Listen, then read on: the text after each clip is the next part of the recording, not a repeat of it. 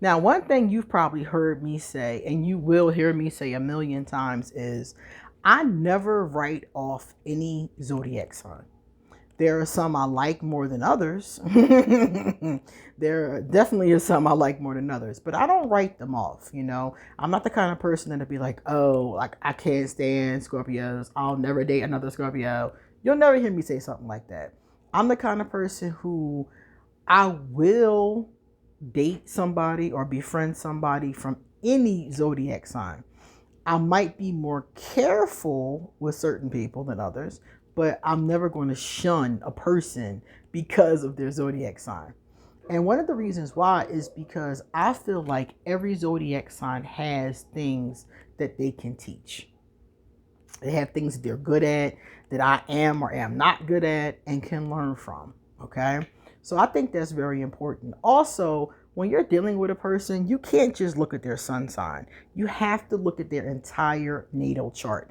I cannot stress this enough, because you might be dealing with, for example, an Aquarius who has a Scorpio moon and a Capricorn rising.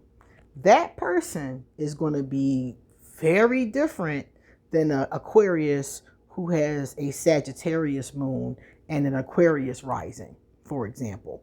These are going to be different people. They're going to have some similarities because of that Aquarius sun, but their mood, how they express emotion, a lot of things are going to be very different. So I really feel like you have to look at their entire chart. You can't just say, oh, I like Scorpios. Well, what kind of Scorpios? You like Scorpios with fire moons or water moons? Like you have to really, in my opinion, look at all of those things. What about where their Venus is placed? That has a big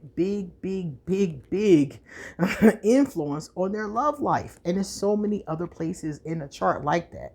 So I'm never the kind of person that'll just write somebody off. You guys know I've had difficulty with Cancers. I've had difficulty with Capricorns. And I'm starting not to trust Libras. But at the same time, my best friend of all time was a triple Libra. So I'm never going to just write them off. I might be careful. I might be a little cautious, but I'm not going to write off any sun sign. So today, we're going to talk about some of the things that the Mind Journal says we can learn from each sign.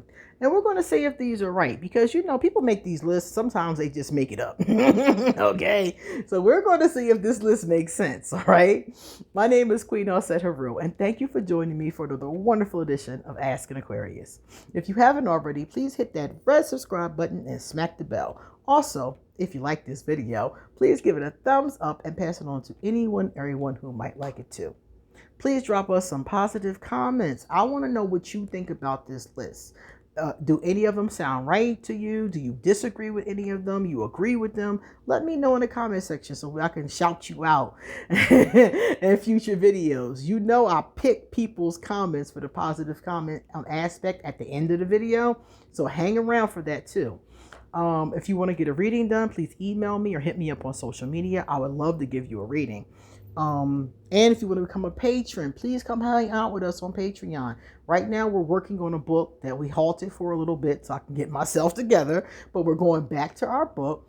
And I always post videos on Patreon that don't make it here or make it here months later. So please check us out on Patreon. Okay, what can we learn from each sign? Number one. I'm gonna go backwards. Okay, I always go backwards with the zodiac. I do Pisces first because Aries is always first, and I think that's so unfair to Pisces. I really do. So if you're a Pisces, I got you. Pisces is dive deep into your creative ocean and trust your intuition.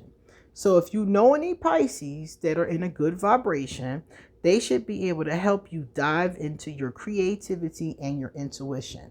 I agree with this because the Pisces I know are creative. They are intuitive. Some of them seem a little crazy. Even to me as an Aquarius, some of them seem a little crazy. And some of them are. Some of them just straight up are. But some of them is just because they're so in tune with their own, intuition that they might just seem that way to those of us from the outside looking at. So I do think, now for all of these, I'm talking about a person who has a good vibration. I'm not talking about low vibrational people or narcissists, people like that. I'm talking about decent people. So if you meet a decent Pisces, they should be able to teach you those two things. If you meet a decent Aquarius, they will help you be a rebel with a cause. Yes, we're all like that. Yes. And use your innovative ideas to change the world. Yes. And I can't say all. All the Aquarius I know are rebels with a cause and innovative. And we want to change the world. And that is 100% true. I just thought about it when I thought about changing the world. There's so many aspects of the world I want to change. I want people to be kinder to each other. I want us to deal with each other with more compassion. I want us to stop being dicks online. Stop saying hurtful, mean shit to people just because you can. Because when I was young, you didn't do that because you get your ass kicked. You know, nowadays people will say anything and hide behind their screen. So it's stuff like that. Yeah, I would love to change the world. I would love us to be better. So 100%, yeah. Capricorn, they could teach you to be a master of discipline. Okay. Hustle hard. Okay.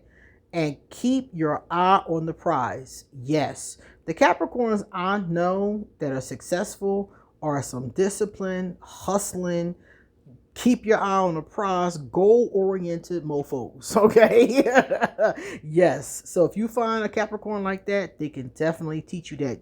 And most of these things, I think you're learning from just experiencing the person. Seriously. Sagittarius.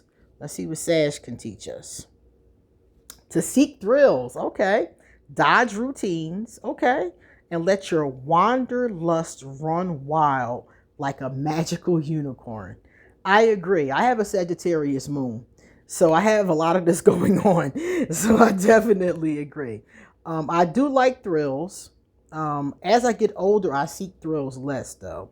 Dodge routines. I have a routine, but I'm always breaking it. Yeah, that's true. I am definitely wild, like a magical unicorn. So yeah, Sag, yes, that's true.